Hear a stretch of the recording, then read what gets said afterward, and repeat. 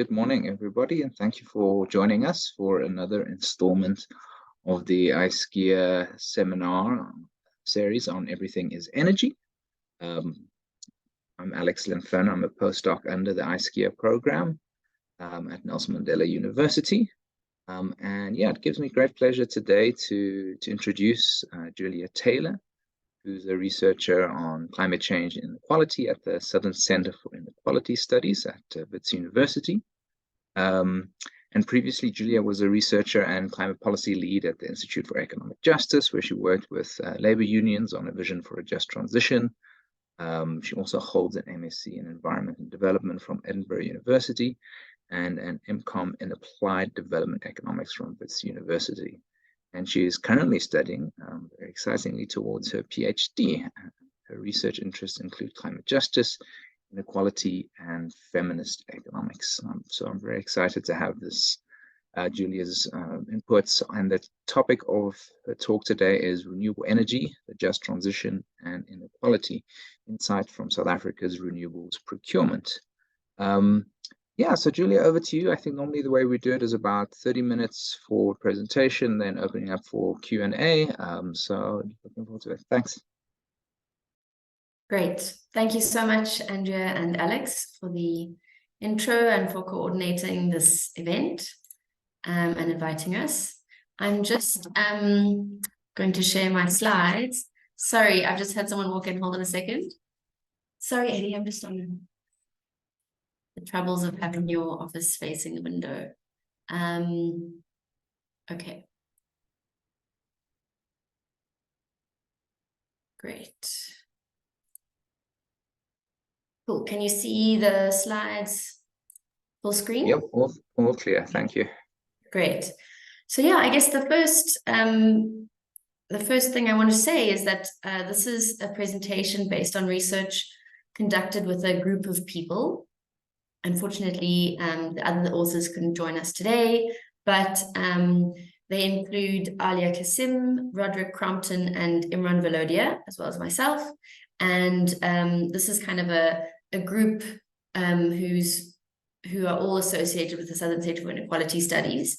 But what was really interesting in the process of developing this paper is that Alia Kassim is based at National Treasury, and she's kind of an economist with a background in labor studies, but has a very particular understanding of kind of energy and procurement for South Africa. So that was a really interesting insight. And also Roderick Crompton is on the ESCOM board. So it was also interesting to have his kind of insights. And then Imran Velodia is the director of the Southern Center for Inequality Studies and also the Pro Vice Chancellor for WITS, for Climate Sustainability and Inequality at WITS.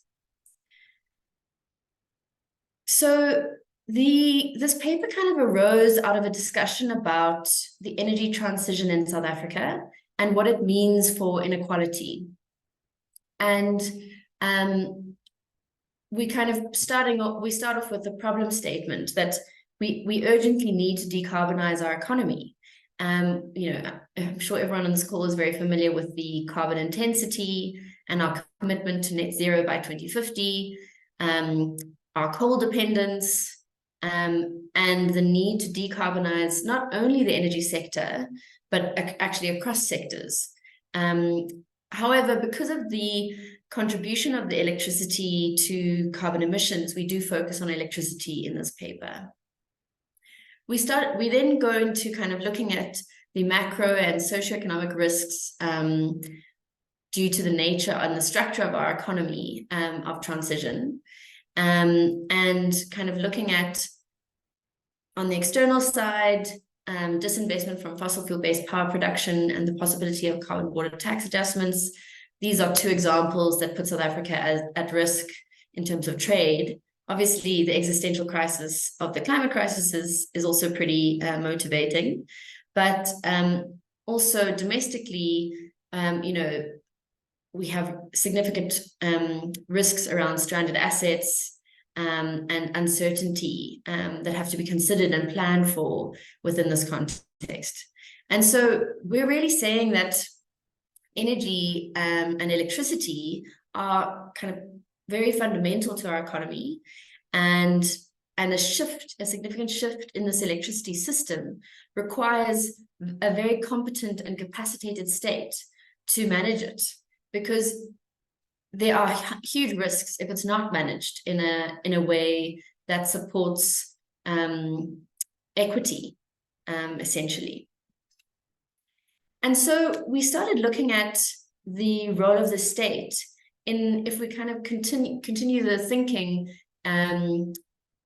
at a high level, and not specifically about South Africa, but in general about kind of global South countries that are decarbonizing. One approach that is kind of often talked about is this de-risking role of global private finance in this transition. And this is critiqued to be a new version of a Washington consensus, termed the Wall Street consensus, which offers kind of high returns and low risk for private investors, and then also can actually undermine the developmental goals of the country who's receiving this finance.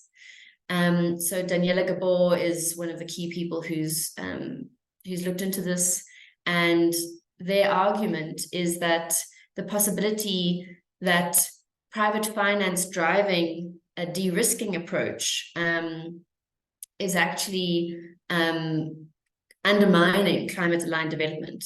And that's because developing countries are often susceptible to global financial shocks.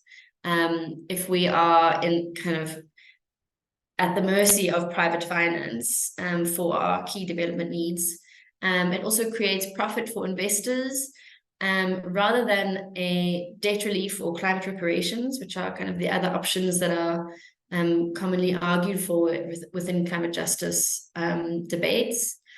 And then it also increases financial vulnerability in the global South without necessarily achieving the development objectives. So just to, I don't know if I kind of should have said this in the beginning, but the de-risking is often done by the state, and guarantees are provided in order for the private sector and private finance to then provide capital. But this is sometimes needed, but it can backfire, I guess, is what this argument is. The other approach, which is, and I mean, we also acknowledge that there aren't only two approaches, but in this context, these were the two areas that we focused on.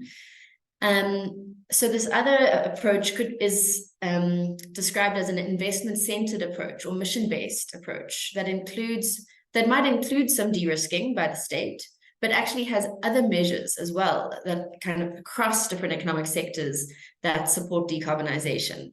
It also promotes a more active coordinating and market shaping role of the state.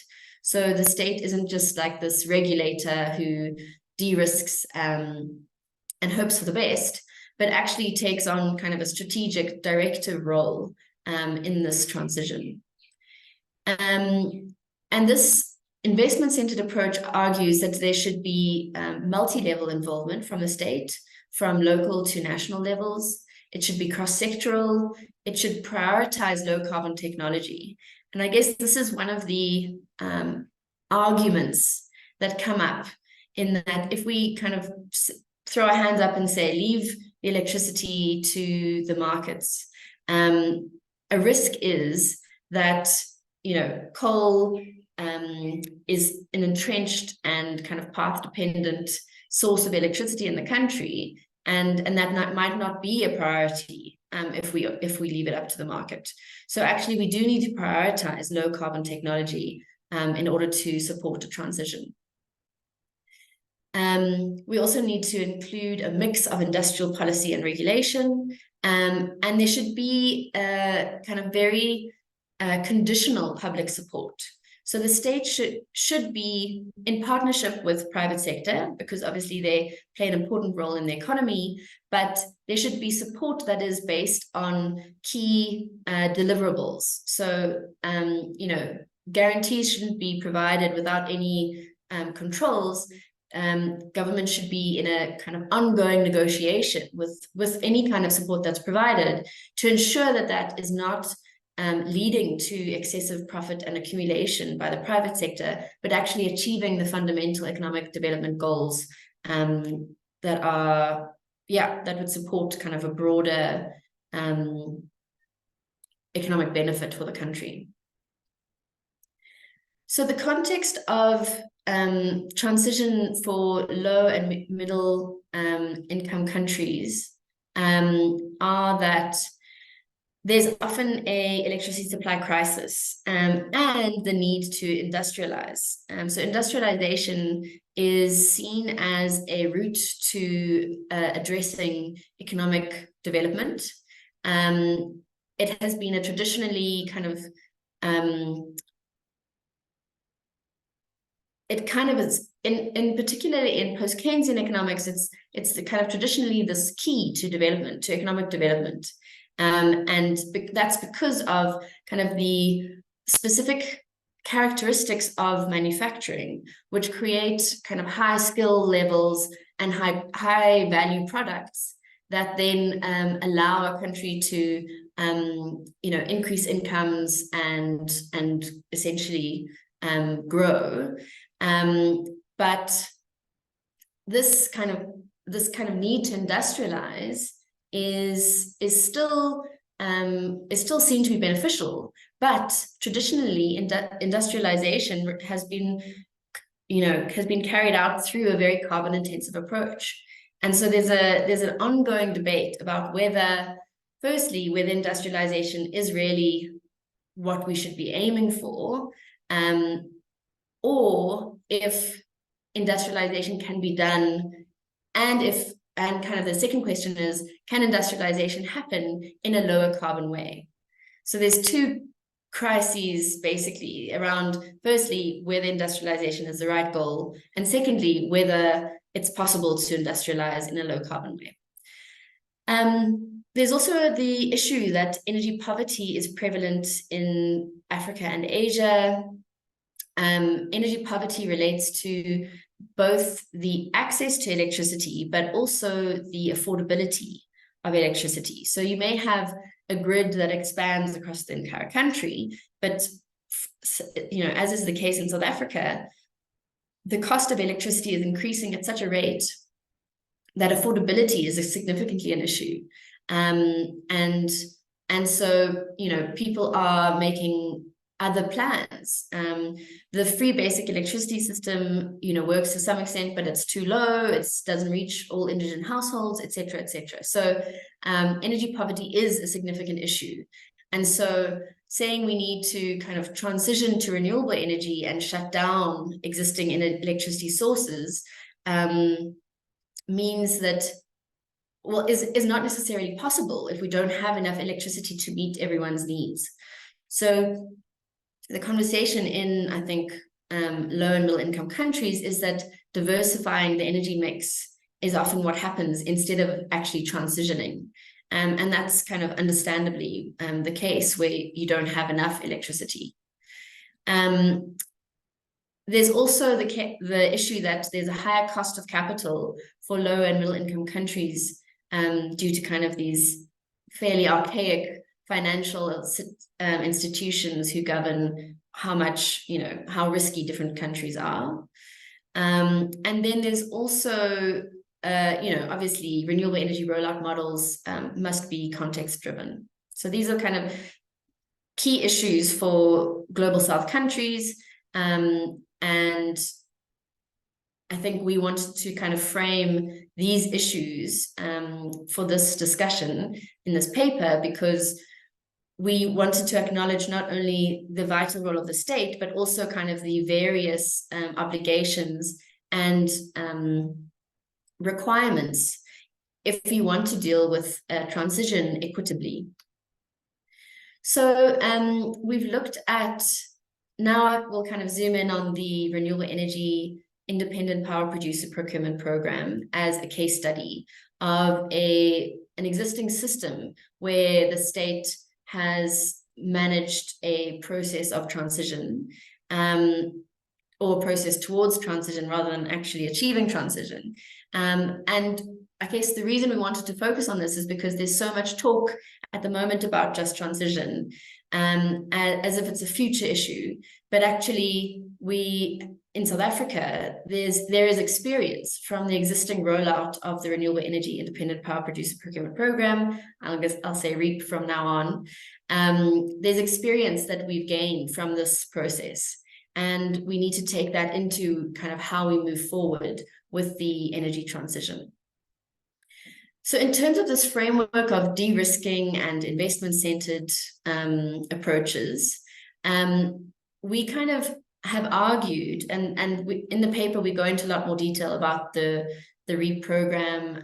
I don't know, I think that everyone here is South African, but just in case anyone watches this who isn't, it's a kind of auctioning system where the state utility, Eskom, calls for bids for electricity provision by private producers. And the bids are kind of ranked based on low cost and other kind of requirements around local development. But essentially, some of the requirements within the REAP program, while it's seen as a success by many because of the low cost of renewable energy, during a time when there was a lot of uncertainty around renewable energy technologies, we kind of argue that it hasn't actually achieved what it set out to in terms of local development and benefit.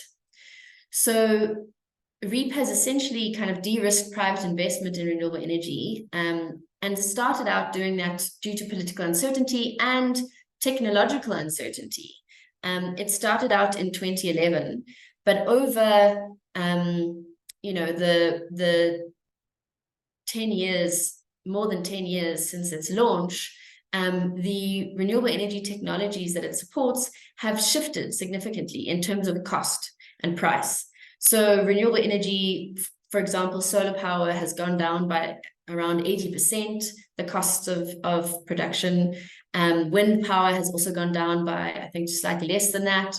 But there have been significant improvements in technology and reductions in costs around renewable energy. And yet the REAP program has guaranteed offtake agreements for 20 years with all of the existing independent power producers. So that means that the cost that was agreed in 2011, even though the actual cost now is kind of 80% cheaper, the government and Eskom are still paying that high cost. And that cost is also being kind of passed on by Eskom to consumers because of this increase in cost through Eskom, and a kind of shift in approach in that they now are pushing for cost reflective tariffs, which are going to have an impact on energy poverty. So there's an argument here that there's a significant guarantees and protection of the independent power producers in this case, but the cost is being passed on to consumers of electricity in South Africa. And so the returns are actually weighted in the investor's favor rather than in kind of your average South African. So we're kind of arguing that this approach may have been necessary at the start, but as time has gone on, I think we're still signing on to these very long-term contracts. Often they are also take or pay, which means Eskom is paying whether they're using the electricity or not. So there's significant issues with how these contracts are structured, and actually that the state should be slightly more careful with how these are negotiated, so that it's not supporting private accumulation without significant benefit for the average consumer. We also argue that REAP did not adequately address has not adequately addressed the supply crisis, and there's been lengthy processes to get energy onto the grid, and it's kind of failed in terms of the stimulation of local manufacturing of renewable energy technologies. So they had local content requirements within the REAP process, But unfortunately, for various reasons, these did not kind of link to any kind of local manufacturing industry.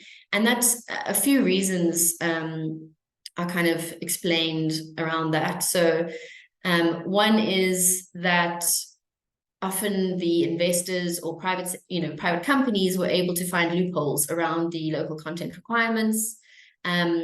Also, there were significant delays in the bid rounds of the REAP program. So between 2015 and 2019, there kind of were no new bids. And so new bid rounds. And so, a manufacturer who might have started up because of the bid windows from 1 to 4 between 2011 and 2015, then suddenly didn't have any demand for several years. And many kind of attribute closing to that delay.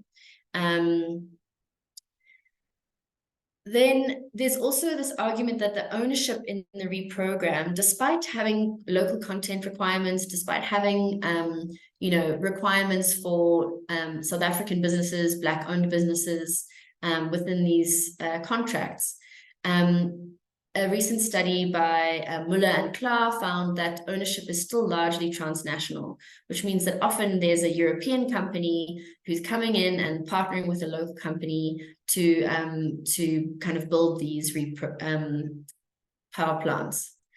So some of the lessons I think we can take from this is that local content has its limits. And so we need to be more kind of creative around what industrial policy tools we need to consider in order to stimulate local production. Then there's also kind of the political uncertainty around infrastructure deployment that has disrupted the market. So we need to figure out kind of how do we get around that. There's also a need for alignment in state policy on energy transition pace and technology. So I think, people in this group are very aware of the confusion within the state about what's going ahead and what isn't, and who's saying we're pro renewables and who's saying we aren't. So even kind of within the presidency, there's the Presidential Climate Commission, but there's also a Presidential Climate Finance Task Team who are running with JET IP, the Just Energy Transition Investment Plan, and they seem to have different agendas. So it's all, there's quite a lot of misalignment, I think, in terms of state policy on this transition. And then we need to kind of review the risk-sharing models within renewable energy generation, because as we've said, there's been a bit too much risk taken on by the state utility Eskom, and too much gain potentially within the private sector. So there's also a shift now in the electricity system, not only to, in terms of decarbonization, but actually, the South African electricity system is undergoing essentially a process of unbundling, where the generation, transmission, and distribution elements of Eskom are kind of being separated out into their own entities. And so what that means, and also kind of the recent shifts in regulation around who can generate electricity. Recently, the cap on who can be licensed was totally removed. And so now kind of there's a much more more opportunity for private entities to generate electricity. It actually is causing kind of a lot of, I think, a fair amount of confusion in the electricity system, because while kind of generation might make sense to be decentralized, for example, transmission, which is actually where electricity is moved from one place to another, is significantly, it makes a lot of sense to have centralized. So, having a private transmission network would duplicate kind of infrastructure and be very inefficient. And so there's issues around new private energy producers who are popping up and connecting to the grid, but actually the grid is limited in the amount of electricity it can transfer from one area to another. So in South Africa, the grid is designed to transfer electricity mostly from Mpumalanga to the rest of the country, because that's been kind of the heart center of our electricity generation. And so that means that the cables from Mpumalanga to Gauteng and to other provinces kind of can carry the capacity and significant loads. But as soon as you get into kind of the other provinces like Northern Cape, Western Cape, the actual load capacity of those cables is reduced. And so that means that there's limited capacity for the grid to then take on significant generation and transfer it to other parts of the country. So that's kind of one of the issues around the new system that has already presented issues, because the recent renewable energy independent power producer procurement program, the recent REAP bid, actually was supposed to kind of get, I can't remember the exact number right now, but was supposed to kind of get a certain number of gigawatts into the system, but actually had enough people applying, but they only accepted a smaller number because of limitations on the grid capacity. So that's a new issue that needs to be figured out in terms of the electricity system. There's also, now that independent private power producers are able to build with kind of less restriction and less, processes and hoops to jump through, it means that you kind of now question what the role of the REAP program is, because REAP has been designed with very kind of strict requirements. So REAP developers have to, meet certain requirements for local development, etc. But now independent power producers are able to kind of produce electricity, but not follow through kind of any of those developmental and social outcomes. And so if a private investor is interested in electricity or renewable electricity generation in South Africa, are they going to still take up REAP, or are they going to put forward bids within the REAP system, or does it kind of mess with the playing field, as economists would say? There's no longer, it doesn't really mean that there's a level playing field. And the guarantees and conditionalities kind of within REAP might actually be restrictive for some. So we need to kind of rethink what REAP actually should look like in this new system. And as electricity tariffs increase, affluent households are able to defect from the grid, and the pool of consumers paying for electricity is declining. So there's currently a system where, there's a block charge on electricity, and so depending on how much you consume, you're actually paying more within kind of residences at least. And so as affluent households are kind of installing solar power on their roofs, what does that mean? Because now municipalities and Eskom are no longer kind of benefiting from the revenue from those households, and yet they still need to provide free basic electricity and other services in the municipality. So this kind of idea that we are trying to address the energy supply crisis, and kind of often people say, well, we'll think about decarbonization later once we've addressed load shedding. It might drive urgency, but we really need to think about whether this is a sustainable model for the future, and in meeting our climate goals, and what kind of planning for the case beyond load shedding. Kind of then the last point is that job creation and livelihoods and energy poverty are kind of key distributional issues that must be addressed in order to achieve a just transition and a prosperous economy. And often these aren't considered. Sorry, I'm just getting a technical. And often these aren't considered as kind of priorities when we're juggling all of these different goals.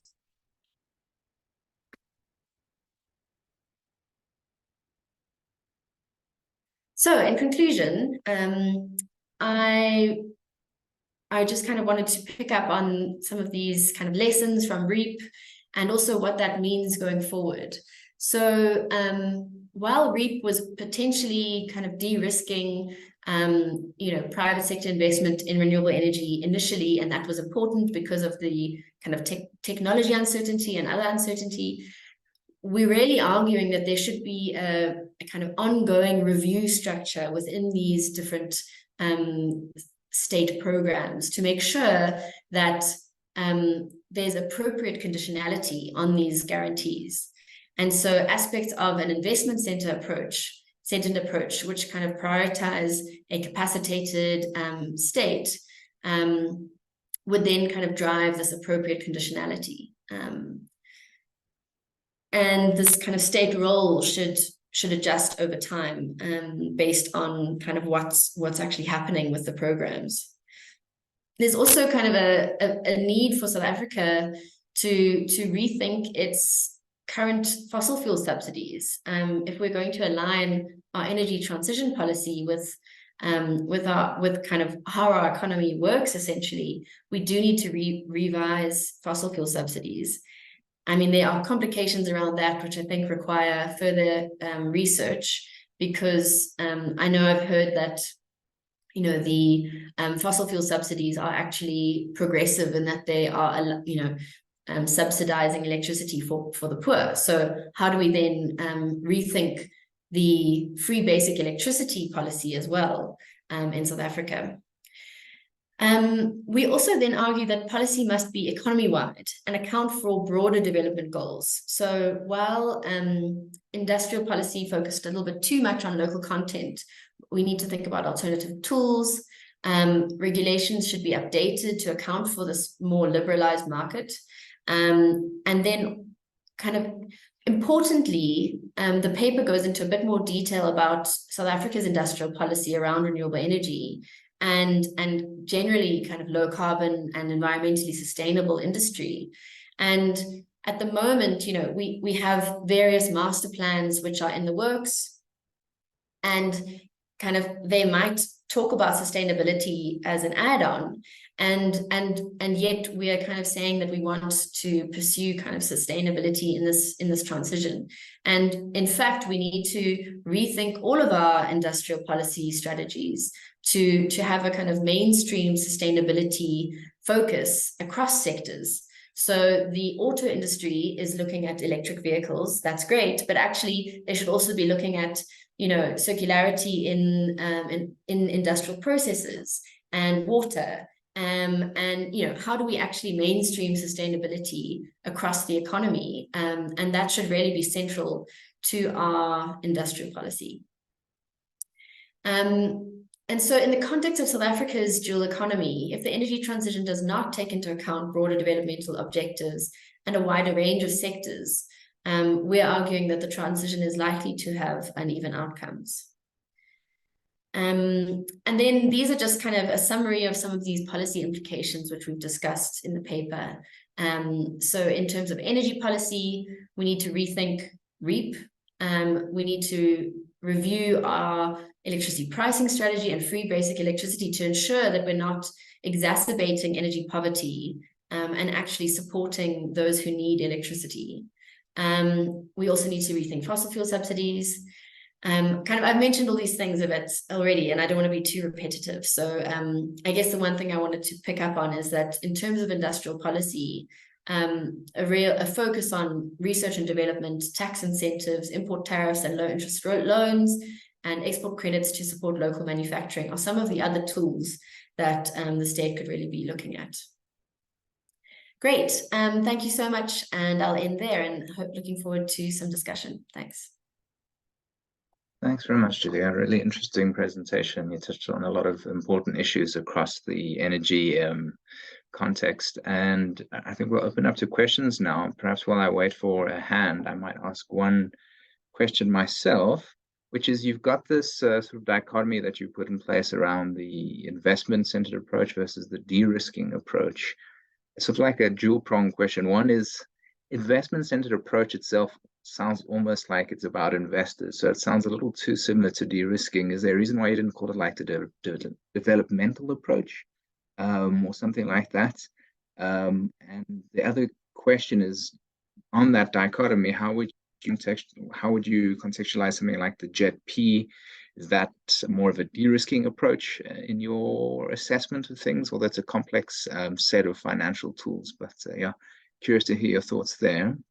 And then I see that we have questions from Janet and Gary, but maybe we'll start with that question and then Janet come in. Thanks, Alex. Yeah, I agree. The wording of investment centered is perhaps not the best choice. We kind of were playing around with using mission based as the other option, because that's a lot of work by Mariana Mazzucato and Andriano and what's his name? Yeah, Antonio Andrioni. Sorry, let me get the right name right. Kind of talk about this mission state. But I guess there's also, I think the mission-based state has kind of applies to kind of lots of different sectors and is not necessarily understandable for many people. But I agree that investment-centered might also not be the right terminology, so we can also think about that. But I'm trying to remember which author used investment-centered, but it's not coming to mind, unfortunately. And then in terms of the question around the Just Energy Transition Partnership, and I guess relatedly the investment plan, and whether that fits into de-risking or state directed, I think it's a fairly complex example, because I think my view is that the investment plan and the partnership have been specifically driven by an international partners group. And so the focus in terms of the priorities within that plan does not align necessarily with any of South Africa's just transition policies. The just transition framework that the Presidential Climate Commission produced, they claim to be aligned, but actually the key priorities of green hydrogen, electric vehicles, and electricity don't align with any other kind of state-developed policy. So I guess there's a question as to where those priorities come from, which would allow us to then classify it as one or the other. And so it might be more complex in that it's not necessarily just private investors, but actually other state investors in that case that are driving that focus. But it definitely looks to me like there's going to be they're kind of saying that there's going to be leverage. They're going to use the kind of just energy transition investment plan to leverage much private finance. And so it does seem like it will probably be more of a de-risking. And I wonder if you can classify it as a de-risking by other states of the private sector in South Africa. I don't know. I'd be interested in what you think. Thanks. Yeah, thanks, Julia. Yeah, it seems like there is a bit of other states de-risking, but also some of that de-risking falls to South Africa, which will have to pay a lot of those loans back over time. So it's kind of, that's true. Yeah, does fall back to us in the end. Yeah. Yeah. But they are loans as well, so there's a bit of that from the other states. But yeah, thanks so much. That's a really helpful answer. Let me turn over to Janet for the next question. Yeah, thanks, Julia. That's very interesting. A quick comment is about your solution saying it requires a capacitated state, but we know that is one of the key problems in South Africa, is the capacity of the state. I mean, I don't think it's helpful to sort of classify South Africa together with the other low income or low level of industrialization countries in Africa. I mean, it has a much higher level of industrialization, but low level of state capacity at the moment. But I wanted a quick question is about the fossil fuel subsidies that you said that they might currently be benefiting the poor. And I want to know how exactly fossil fuel subsidies are used in a redistributive way in some way. And then in terms of industrial policy, I wanted to just get your overall feedback on what do you think is the potential for inward industrialization in South Africa in particular, but maybe also for the sub-region in terms of green minerals and the mineral value chain for renewable energy. I mean, is that really the way to go? Is it viable? And my big question about REAP is about a model that we're currently looking at, which is based on the sort of one critique of the REAP program to date, which is that, you know, where wind farms have been implemented on private land, it's usually white commercial farmers who are benefiting quite considerably from the rental from the REAP program. And there is a small community benefit, but it's not used in terms of economic development or livelihoods. It's actually just used in terms of, you know, maybe building a creche or something like that, or providing bursaries. So we're saying, isn't there a potential for, on communal land or land which is owned by social groups like beneficiaries of land reform, for example, land restitution claims, where you've got a group of people who are the landowners to be social beneficiaries of REAP programs?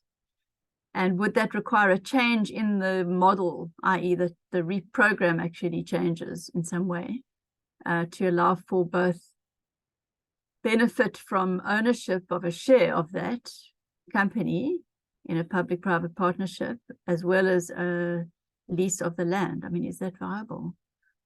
And if not, why not? I mean, why could people not benefit from that program in a way that they're not doing now? But thanks. Anyway, it's a number of different points, but I'm very interested in this. Over to you, Julia.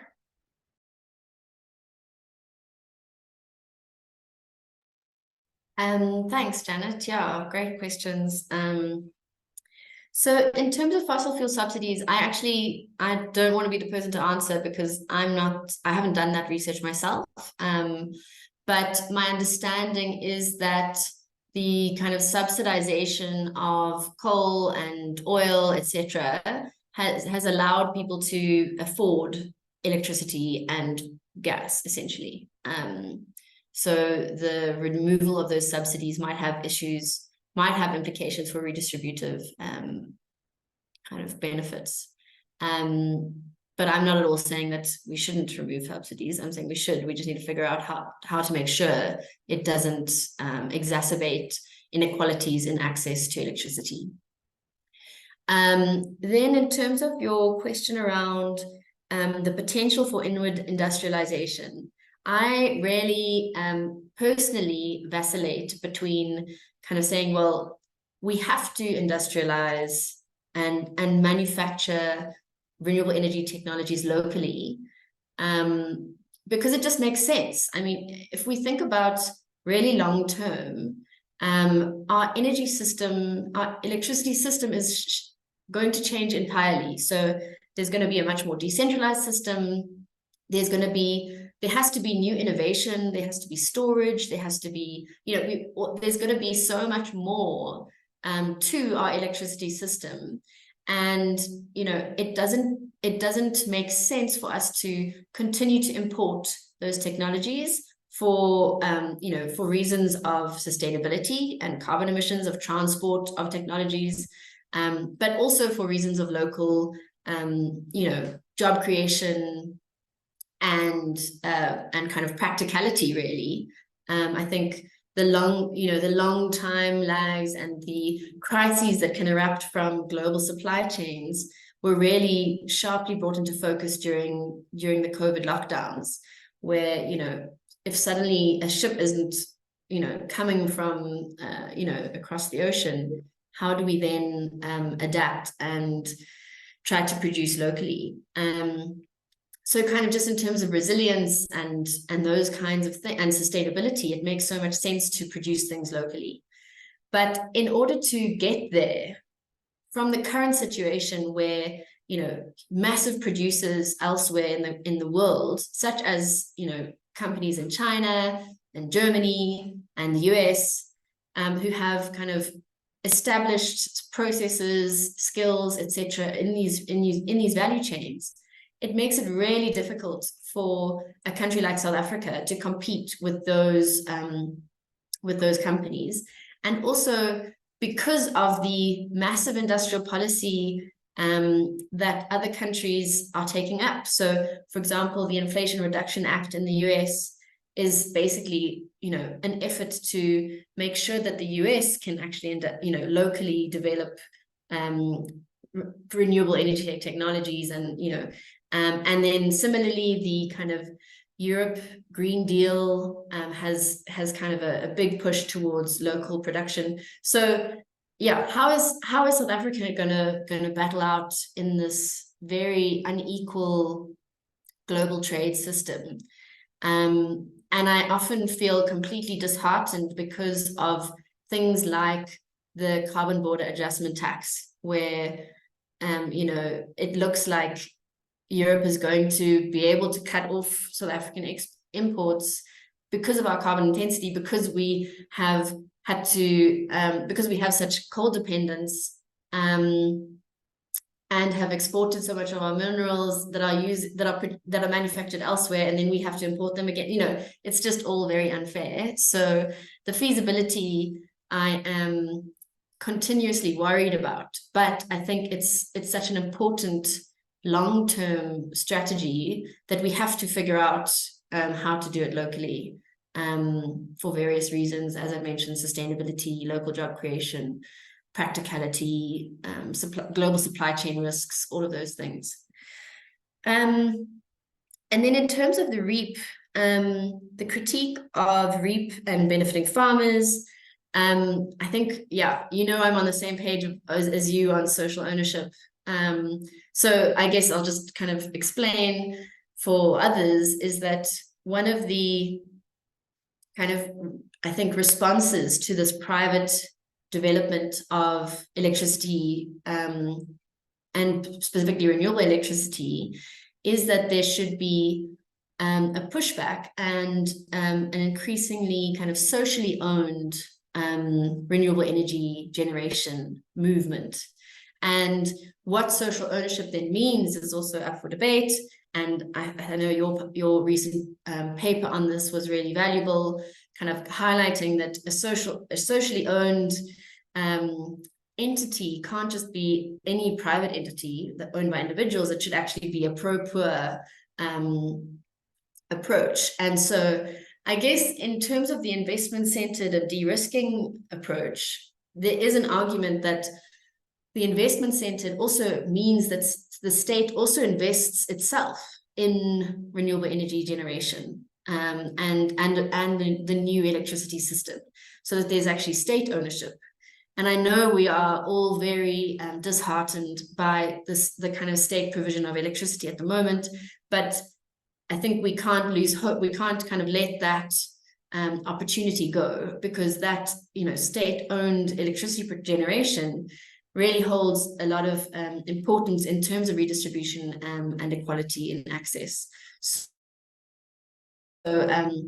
I think these models of communal ownership, state ownership are really kind of needing further investment and support from all angles. And I think the risk is that at the moment the private sector is kind of outperforming those other options. So yeah, how do we bring it back to thinking about kind of communal production and communal ownership is a great point. And I think, I'll refer all the viewers to your writing on that, Janet. Thanks very much, Julia. Gary, do you want to come in with your question? Yeah, thanks. Julia, thanks for the coverage of that. Just a couple of points. We live in a city where the manufacturing base for turbines collapsed because of the delay in the contracts. So I'm interested that your conclusion is that the local manufacturing was a failure. I mean, I don't think it was a failure. There's a solar plant in Cape Town also that closed. what you have to do is you have to guarantee supply for the local market, and that stopped because of political priorities that shifted. So the potential was, I think, was demonstrated by the market.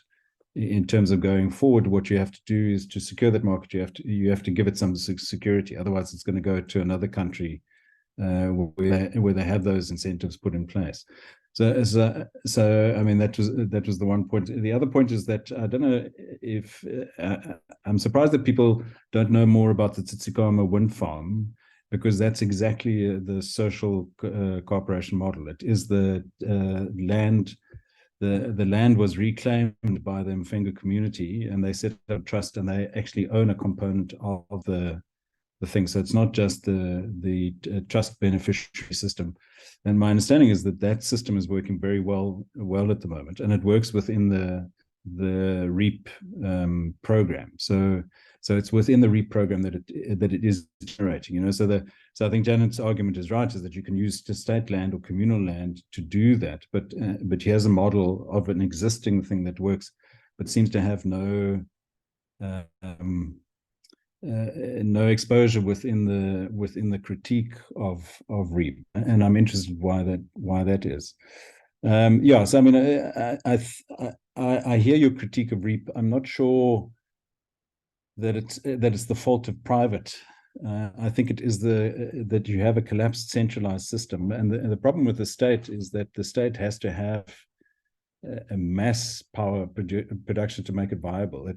Whereas decentralized, renewable allows you to go decentralized. So Janet Saltuba, the cooperative is a very small scale operation, but is allowed by the release of the requirements around who can generate and who cannot generate. The problem that they have there is how to feed it into the municipal grid. So okay. I mean, those are just points I thought I'd raise and see how you respond to that. Thanks, Gary. Yeah, I'm aware of the Tsitsikamma wind farm, and I know Michelle Crescent is doing a lot of research on it, but I haven't been able to kind of look into it specifically. So I think our approach with this paper was taking a more kind of higher level view on REAP, and kind of the role of the state in the REAP program, and how that relation between the state and the private entities has played out. Obviously that doesn't mean that there aren't like examples of wonderful projects that have been successful. So kind of my critique in no way negates those examples. And then I think that in terms of the failure of the local content requirements, yes, I think the delays were a big issue. But if you have a look at the paper by Muller and Klaar, it's that one, but it's also the one by Lucy Baker, who wrote about kind of the private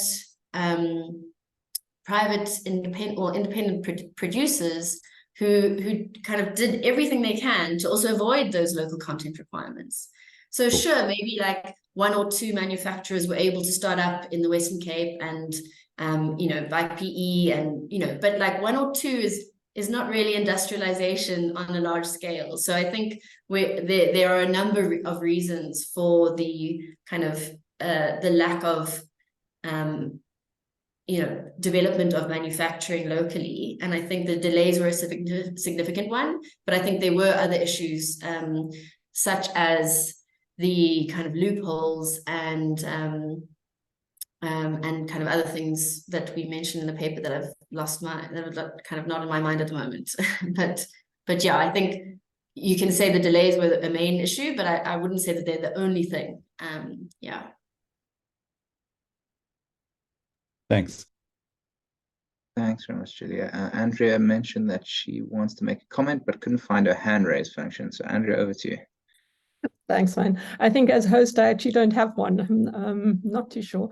But Julia, it's just an overall question, maybe from a philosophical point of view. And that would be that a lot of your research, sorry, as Janet mentioned, basically talks about what we should do, assuming that we must create, first of all, a competent and capacitated state. And that's what I'm concerned about. What if we can't assume that? And would there be value in doing a different kind of research, which basically looks at what one could do or should do, if you like, assuming that you cannot have that kind of state? I'd like to see that kind of research coming out, where, because a lot of it just seems, well, okay, that's not going to happen anytime soon anyway. So then do we have ever any hope for a just transition? Perhaps no. But if we can't have that hope in a capacitated state, are there other ways of, making a just transition happen? Okay, so it's just a comment. It's not something I'd like you to answer right now, because I think it would be very difficult. But it's the kind of research that I would personally very much like to start seeing. Yeah, I definitely agree. I think, more research on all of these things is always beneficial. I think there is, I kind of think that there is research that often kind of accepts, the current state as the way it is, and then tries to think about what's going to happen.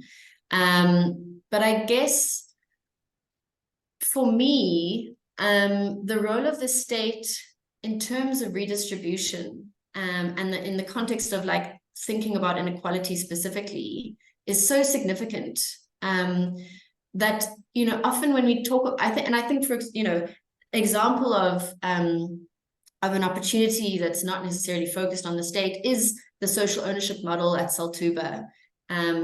It requires state functioning as well, because there's a municipality that's supposed to buy from them. But I think that if we think, I guess there's a sphere of social ownership where people are kind of thinking about it as, well, actually everything needs to be decentralized, and the state's not going to be a central feature. But I guess that, to me, the kind of worst case scenario is that wealthy people end up isolating themselves in private cities where they provide for themselves, which is currently happening actually, and then people who are not able to build their own renewable energy are kind of stuck wherever they are, without electricity access, because you need capital in order to invest in that renewable energy technology. And so to me, actually, in thinking about a future where people can access electricity, there has to be a redistributive functioning state to make sure that the wealth transfer from these kind of potentially islands of, even if they are going to continue, these islands of wealth to other groups, kind of low-income groups, is possible. I don't know. I mean, that's just an initial thought based on your comment. Thank you very much. Yeah. Thanks. Yeah. Great, thanks so much, Julia. Yeah, it seems like a transitional program that grapples with the inadequacy of the state and tries to build it back, maybe part of what's needed there. But that does bring us to the top of the hour, which we're supposed to try and keep within. But I just want to say thank you so much, Julia. That was a really insightful and informative presentation. And very much looking forward to seeing that paper coming out. So I hope we'll share that when it does. So yes, it's already out. I'll post it in the chat. Thanks. Great. Well, no, maybe not. I'll just email it to Andrea, maybe, to share. That would be great. Thank you so Thanks much. so much, Julia. Thanks, everyone. Well, thanks. Yes, lovely to see you. Have a great weekend, and yeah, see you all next week for our final presentation of the series. Okay.